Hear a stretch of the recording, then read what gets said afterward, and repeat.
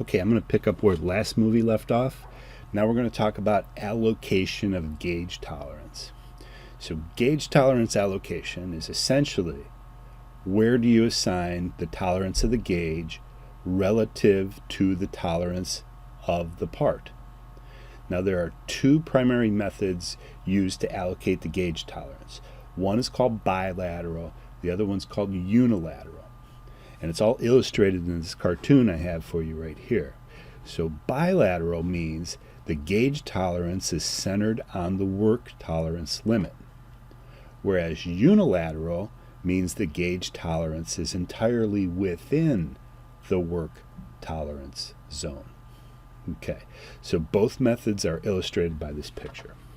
Okay, so what we have here, this is the work tolerance zone here.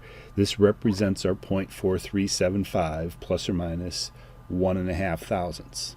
Okay, here is the go side, which is the minimum tolerance limit of 0.436. Here is the no-go side, which is the maximum limit tolerance of 0.439. And these little bars here, the width of these gray bars represents the gauge tolerance. Okay, so in bilateral, the gauge tolerance is centered upon the part tolerance limit. You can see that here and you can see that here. Whereas in unilateral, the gauge tolerance is totally within the work tolerance limits. So essentially what happens there is, in unilateral tolerance, is the gauge limit on the go side, the lower limit of the gauge, is the lower limit of the part. And then on the no-go side, the upper limit of the gauge is also the upper limit of the part. So let's go ahead and design these plug gauges. First of all, I want to do this using the bilateral allocation. Okay, so in bilateral allocation, the nominal gauge size equals the part min limit. And we know that part min limit is 0.436. And we also know from step 2 that the gauge total tolerance is 3/10.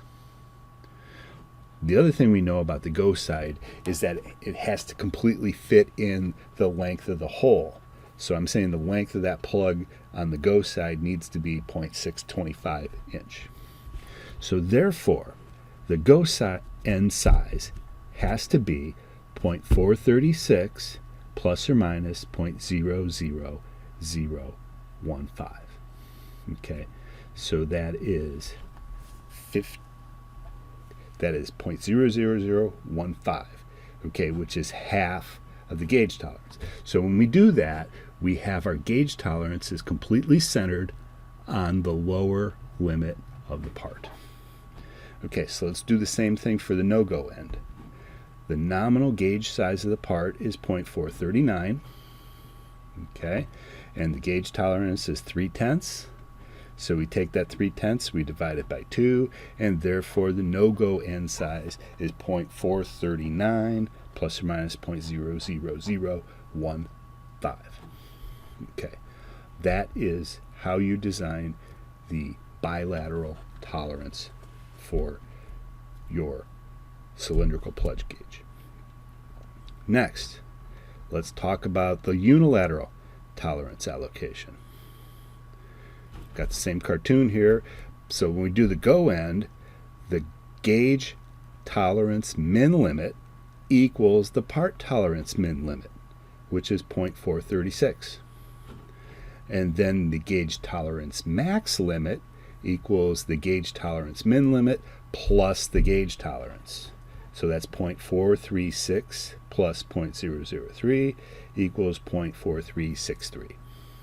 So therefore, the limits of size of the go end gauge are 0.436 is the maximum size, 0.4360 is the min. So it's 0.4363 is the max, 0.4360 is the min.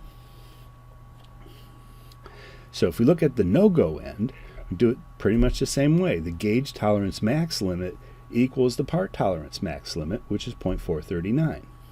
And then the min limit for the gauge equals the gauge max limit minus the gauge tolerance. Okay, so I get 0.439 minus 0.3 is 0.4387. Therefore, these are the size limits of the no-go end. Now let's talk about the differences between the two allocations methods. So with bilateral allocation, there is a gauge tolerant condition where the size of the gauge can be outside of the part limits. Therefore, it is possible that the gauge will accept parts that are outside the tolerance. But, however, with unilateral allocation, the gauge will never accept a part that's outside the part limits. The trade-off is that since the gauge tolerance is totally inside the part tolerance, the gauge can reject parts that are actually within tolerance. So unilateral allocation effectively reduces the part tolerance range because all parts must be manufactured to a tighter than specified tolerance. And that's illustrated by this cartoon here. So if the gauge tolerance puts the gauge limit somewhere in this range right here, then that gauge will accept parts that are out of tolerance. Okay, and then let's say on the unilateral tolerance, if that gauge is built anywhere in the size, it will reject good parts. So let's say your gauge is built right here. And then if you're on the outside of that, you're going to be rejecting good parts. So that's the trade-off between bilateral and unilateral gauge tolerance allocation.